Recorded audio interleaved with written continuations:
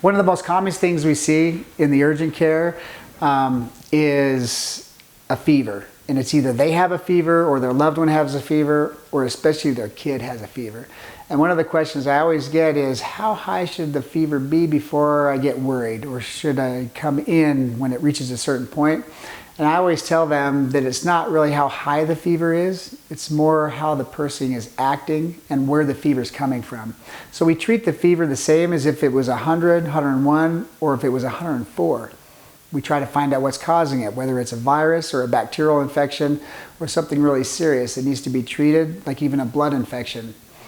So we always give Tylenol and ibuprofen, which brings the fever down. It lets the kid or the patient feel a lot better until the fever usually comes back after the medicine wears off, because that's the body's way of fighting the infection. But kids especially will get dehydrated, they get rosy cheeks, they get hot, lethargic, they don't feel good, they don't drink, which can lead to more dehydration. And so I think it's wise to treat the fever with ibuprofen and Tylenol so they feel better and stay hydrated.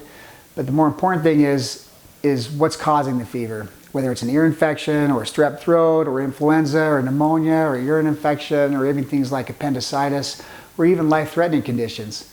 So don't worry about how high the fever is. Just anything over 100.5, 101, we probably need to look into.